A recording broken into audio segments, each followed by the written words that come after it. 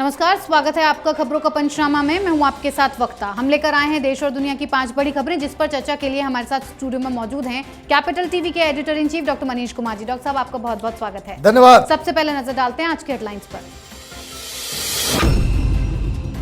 माता वैष्णो देवी भवन में भगदड़ से 12 श्रद्धालुओं की मौत, 8 की हुई पहचान। पीएम मोदी ने शोक जताते हुए हाई लेवल मीटिंग के दिए आदेश। इत्र कारोबारी मोहम्मद याकूब पर आयकर विभाग का शिकंजा, छापेमारी के दौरान कैश बरामद, नोट गिनने की मशीन मंगाई, 5 करोड़ कैश और सोना भी हुआ बरामद।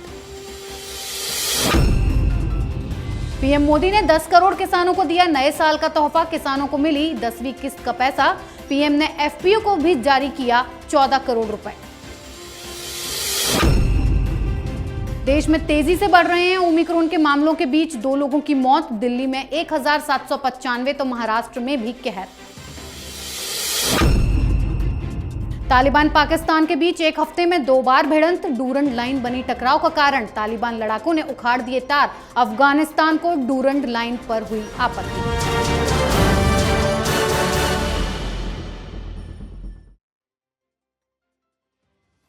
सबसे पहले बात वैष्णो देवी में हुए हादसे पर। साल के पहले दिन जम्मू कश्मीर के कटरा में मां वैष्णो देवी के मंदिर में भीषण हादसा हो गया। बीती रात नए साल के मौके पर मां के दरबार में माथा टेकने के लिए भारी संख्या में श्रद्धालु पहुंचे थे। जैसे ही रात 12 बजे भीड़ बढ़ गई, लोग जोर जोर से जयकारा लगा रहे थे। इसी दौरान धक्का मुक्की शुरू हो गई और भगदड़ मच गई। रात करीब 1:30 से 2 बजे के बीच हुए हादसे में अब तक 12 लोगों की मौत की पुष्टि हुई है, 13 लोग घायल हो चुके हैं। बचाव कार्य जारी है। अब तक 11 मृतकों की पहचान भी हो चुकी है। राहत तथा बचाव कार्य जारी है। प्रधानमंत्री नरेंद्र मोदी समेत कई नेताओं ने घटना पर दुख व्यक्त किया है। साथ ही इसकी हाई लेवल जांच के आदेश भी दिए गए हैं। सर, नया साल शुरू हुआ नहीं कि इतना बड़ा हादसा हो गया, कैसे हुआ, क्या कहेंगे आप? देखिए, इसमें सीधे सीधे जो लोग, वहां का जो मैनेजमेंट है, वो इसके लिए दोषी है।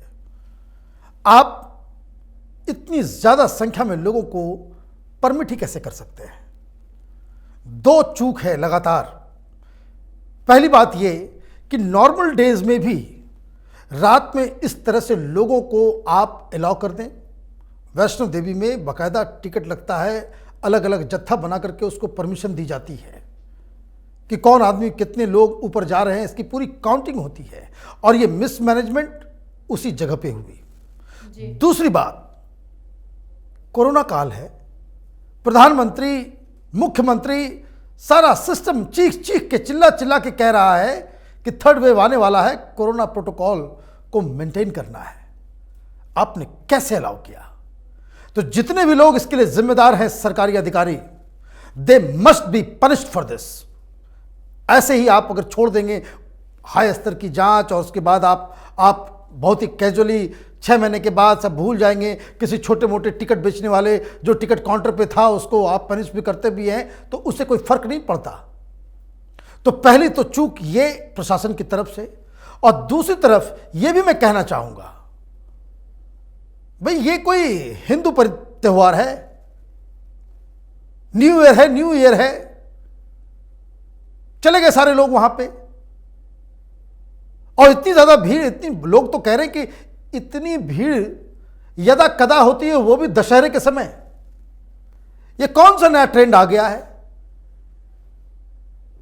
तो इसमें दोष लोगों का भी है, मैनेजमेंट का तो है ही।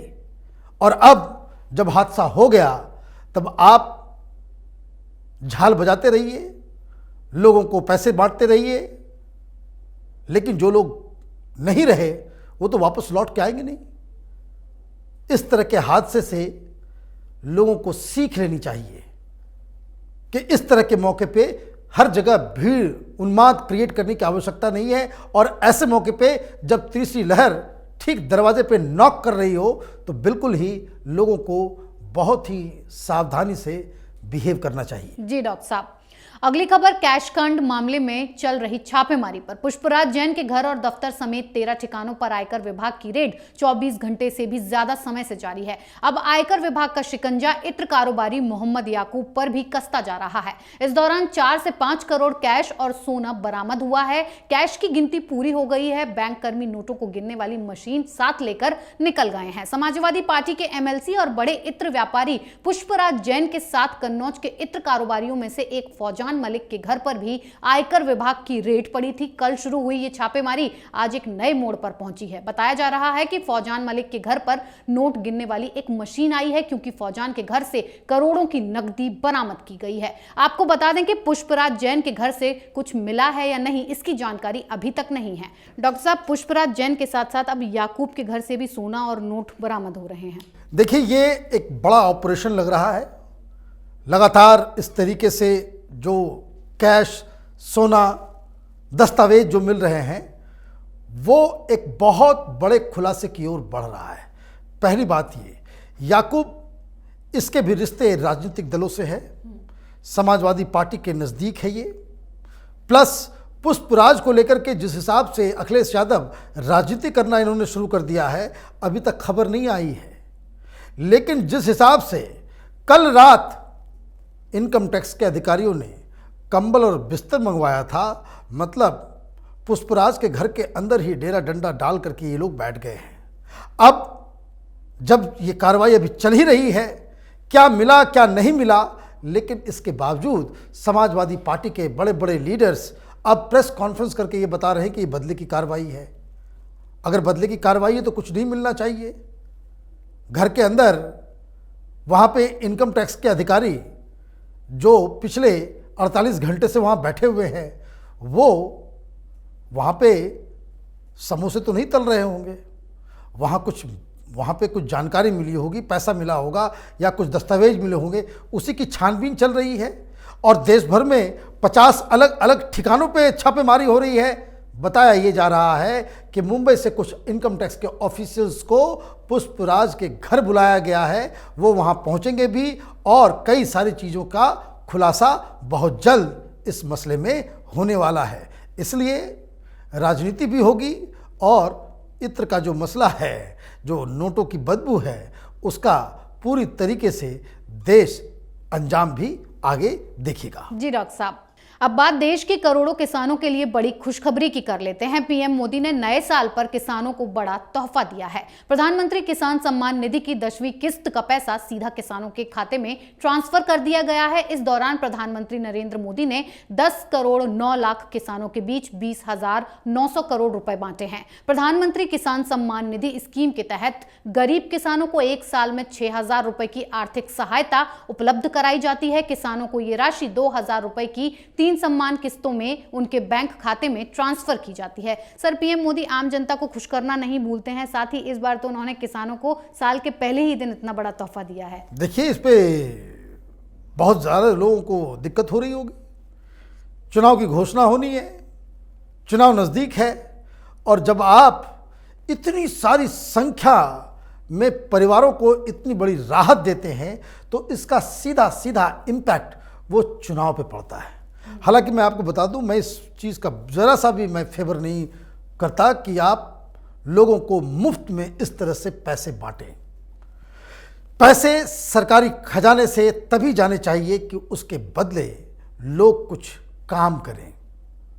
लेकिन इस तरह की योजना कोरोना को देखते हुए बनाई गई है कि चूंकि इस वक्त काम भी कम है और आगे आने वाले समय में जो तीसरी लहर की बात हो रही है, उसमें कुछ लोगों को मुश्किलात का भी सामना करना पड़ सकता है।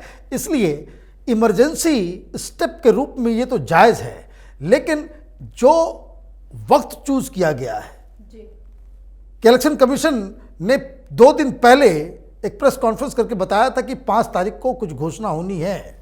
अब 5 तारीख से ठीक पहले हैप्पी न्यू ईयर के दिन आप इस तरह का काम करते हैं तो इसका राजनीतिक डिविडेंड उसको कह सकते हैं कि इलेक्शन में इसका फ़ायदा ज़रूर होगा और इस फैसले के पीछे चुनाव भी एक अहम रोल ज़रूर निभाया होगा। जी डॉक्टर साहब, अगली खबर ओमिक्रॉन के कहर पर। ओमिक्रॉन वेरिएंट की वजह से कोरोना के मामलों में बेतहाशा बढ़ोतरी हो रही है। वहीं भारत में भी लगातार ओमिक्रॉन के मामले बढ़ते जा रहे हैं। दिल्ली और महाराष्ट्र में ओमिक्रॉन हड़कंप मचा रहा है। ओमिक्रॉन से भारत में अभी तक 2 लोगों की मौत भी हो चुकी है। कुल मरीजों की संख्या 1431 हो चुकी है। हालांकि इस दौरान 488 मरीज स्वस्थ होकर घर भी लौट चुके हैं। दिल्ली में कोरोना ने रिकॉर्ड तोड़ते हुए एक दिन में 1795 लोगों को संक्रमित किया है। देश में ओमिक्रॉन से पहली मौत महाराष्ट्र में दर्ज की गई। राज्य सरकार ने लोगों को अलर्ट रहने को कहा है और दिल्ली में एक दिन में कोरोना के 1313 नए मामले सामने आए हैं। सर, कोरोना का नया वेरिएंट पैर पसारता जा रहा है, कोई सख्त एक्शन लिया जाएगा? भाई, एक्शन लिया जा रहा है दिल्ली में। आपने देखा आज नया अरविंद केजरीवाल का एड हर टेलीविजन चैनल पे आ गया। कैमरा कभी पीछे से तो आगे से, बिल्कुल अमिताभ बच्चन। किस हिसाब से कोरोना के ऊपर ही, और ये एडवर्टीजमेंट हर चैनल को दे दिया गया। हर चैनल चला रहे हैं, पैसा लेकर के बैठ जाएंगे। हॉस्पिटल की क्या स्थिति है, ऑक्सीजन की क्या स्थिति है, कितने लोग मारे गए, कितना क्या हो रहा है, नहीं हो रहा, उसकी कोई रिपोर्टिंग तक नहीं होगी। तो जिन लोगों को लगता है कि भाई एक्शन नहीं हो रहा है, एक्शन हो रहा है। टेलीविजन चैनल अमीर हो रहे हैं। केजरीवाल का चेहरा चमक रहा है। केजरीवाल सिर्फ दिल्ली ऐड बनाने के लिए आया था, वापस पंजाब चला गया। लुधियाना में कल रैली कर रहा था वो, बिना मास्क के, बिना कुछ के। तो ये दोनों चीजें तो नहीं चलेगी, पहली बात ये। दूसरी बात, आपने क्रिसमस के दौरान सोशल मीडिया पे कलकत्ता के पार्क स्ट्रीट की तस्वीरों को आपने देखा होगा। आज जब हम लोग इस रिकॉर्डिंग करने के लिए आ रहे थे तो पता चला कि वहां पे तो बड़ा विस्फोटक स्थिति हो गई है। बंगाल में बहुत सारे रिस्ट्रिक्शंस लगाए गए हैं। तो भाई, आप तो पहले सुपर स्प्रेडर इवेंट्स करो, लोग ग्रसित होने लग जाए, तो उसके बाद आप पाबंदियां लगा दो। तो ये ममता बनर्जी का स्टाइल है। तो ये जो जितने भी प्रधानमंत्री की इच्छा रखने वाले जो लोग हैं, आप देखिए हर जगह गड़बड़ वही हो रहा है। जहां जहां प्रधानमंत्री उम्मीदवार है वहीं वहीं गड़बड़ियां ज्यादा होंगी। महाराष्ट्र में शरद पवार हैं प्रधानमंत्री, दिल्ली का केजरीवाल है, प्रधानमंत्री बनना चाहता है। बंगाल में ममता बनर्जी डिक्लेयर कर चुकी, 2024 में वो खेला करेंगी। भाई, राज्य संभालो अपना। लोगों की एक भी मौत अगर होती है अव्यवस्था की वजह से, तो सारे लोग इसके लिए जिम्मेदार हों, चाहे वो केंद्र सरकार हो, चाहे वो राज्य सरकार हो। लेकिन इन राजनीतिज्ञों को कौन क्या पड़ी हुई है? इनका धर्म ही अपनी पार्टी, अपनी कुर्सी और माल, इसके अलावा इनको कुछ नहीं आता है। जी डॉक्टर साहब, आखिरी खबर पाकिस्तान और तालिबान की भिड़ंत पर। पाकिस्तान ने जिस तालिबान को पाल पोस कर बड़ा किया और अफगानिस्तान पर कब्जा करवाया, अब वही तालिबान पाकिस्तान के लिए भस्मासुर साबित होने लगा है। हालात ये हो गए हैं कि पाकिस्तानी सेना और तालिबानी लड़ाके एक हफ्ते में दूसरी बार आपस में भिड़ गए हैं। तालिबान ने पाकिस्तानी सेना को साफ कह दिया है कि अगर उसने अफगानी इलाकों में जबरन फेंसिंग करने की कोशिश की तो उसे इसका खामियाजा भुगतना पड़ेगा। वहीं पाकिस्तानी सेना तहरीके तालिबान पाकिस्तान के हमलों से बचाव के लिए इस प्रोजेक्ट को आगे बढ़ाने की कोशिश कर रही है। सर, तालिबान और पाकिस्तान की लड़ाई क्या मोड़ लेगी? देखिए, क्या मोड़ लेगी, क्या वो तो ऑलरेडी, आप बबूल के पेड़ लगाओगे तो उसमें रसदार फल तो उगेंगे नहीं, कांटे ही निकलेंगे। 2 घटनाएं हुई हैं, एक बलूचिस्तान में और दूसरा खैबर पख्तूनख्वा में। अब वहां क्या हुआ, ये पाकिस्तानी सेना को ये डर लग रहा है क्योंकि अफगानिस्तान के अंदर स्थिति खराब है। वहाँ पे न बैंक काम कर रहा है, न पैसे हैं, न करेंसी है, न नौकरी है, न कुछ है। ऊपर से बर्बरता तालिबान का, तो लोग वहाँ से भाग रहे हैं। तो भाग तो रहे, तो कहाँ भागेंगे? जितने भी जो CIS कंट्रीज़ हैं जो अफगानिस्तान के ऊपर नदर इलाके में हैं, चाहे वो तुर्कमेनिस्तान हो, चाहे उज्बेकिस्तान हो, चाहे वो ताजिकिस्तान हो, इन जगहों के तो वहाँ पर तो बहुत ही टाइट, वो तो रशियन स्टाइल की आर्मी है वहाँ पे। इन लोगों ने बॉर्डर्स को तो बिल्कुल टाइट कर दिया, वो तो कोई परिंदा भी पर नहीं मार सकता। पाकिस्तान पिछली बार भी हुआ था, इस बार भी हो रहा है, लोग भाग करके पाकिस्तान आ रहे हैं। तो पाकिस्तान में ये लोग आते हैं तो फिर नया बवाल मचता है, तो उसके लिए फेंसिंग का कार्यक्रम पहले से भी चल रहा था। जब अमेरिकन वहां पे थे तब भी फेंसिंग का काम चल रहा था।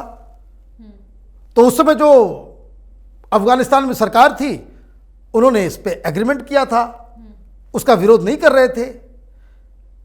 उन सरकार को हटाने के लिए तालिबान को आपने हवा दिया, बबुल के पेड़ लगाए। अब वहाँ तालिबान का राज है। अब तालिबान ये कह रहा है कि भाई हम ये डूरन लाइन नहीं मानते।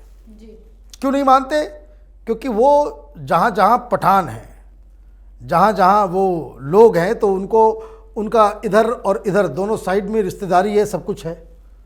और उनको लगता है कि जो अंग्रेज़ों का बनाया हुआ ये लाइन है वो हम पे लागू नहीं होता। तो इसलिए जो पाकिस्तानी सेना अचानक से जब वहाँ पे तालिबान का ये दहशत शुरू हुआ, तो इनको लगा जहाँ जहाँ बचा हुआ है वहाँ इमीडिएटली फेंसिंग कर देनी चाहिए, ताकि लोग इधर से उधर ना आ सकें ईजिली। तो अब जब ये लोग वहाँ पे गए तो उन लोगों ने आया वो बाकायदा गन वर लेकर के, और पाकिस्तान की सरकार ने ये माना कि 4 लोगों की मौत हुई है पिछले 1 सप्ताह में। तालिबानियों ने गोली चला दी, और तालिबानियों के डर से ये बाजवा की कायर आर्मी वहाँ से भाग खड़ी हुई। कुछ वीडियोस भी उस तरह के मिले हैं कि जहाँ वो तालिबान वाले आ रहे हैं ग्रुप में और उन्होंने गोलियां चलाना शुरू कर दी, और ये पाकिस्तानी आर्मी भाग गई वहाँ से डर के मारे। और उसके बाद ये अपने साथ जो है वो सारे जो तार वगैरह थे वो सब उठा करके ले गए, और बाकायदा वहाँ पे अनाउंसमेंट कर रहे हैं कि भाई हाँ, ये अगर लगाया जाएगा तो अगली बार कोई इधर फेंसिंग करने के लिए आया तो उसको मौत के घाट उतार दिया जाएगा। तो ये हो रहा है। और सबसे किरकिरी ये हो रही है कि बाजवा की, इमरान खान की, एक तो बॉर्डर पे इसके आर्मी पिट रही है, और दूसरी तरफ वहाँ की मीडिया सरकार और आर्मी का मजाक उड़ा रही है। तो ये तो होना ही है। आप आतंकवादियों को पालोगे पोसोगे तो ये क्यों सोच करके आपको क्या लगता है कि भाई ये आपको नहीं डसेगा? तालिबान ने कह दिया कि भाई ये पाकिस्तान में जो सरकार है, वहाँ पे जो व्यवस्था है वो इस्लाम के मुताबिक नहीं है, इसलिए ये हमारे दुश्मन हैं। जी डॉक्टर साहब, बहुत बहुत धन्यवाद इतनी जानकारी के लिए। धन्यवाद। खबरों का पंचनामा में आज के लिए इतना ही। देश विदेश की बाकी खबरों और उनके सटीक एनालिसिस के लिए देखते रहिए कैपिटल टीवी। हमें लाइक कीजिए, शेयर कीजिए और कैपिटल टीवी को सब्सक्राइब कीजिए। साथ ही आप सभी लोगों को कैपिटल टीवी की तरफ से a very very happy new year.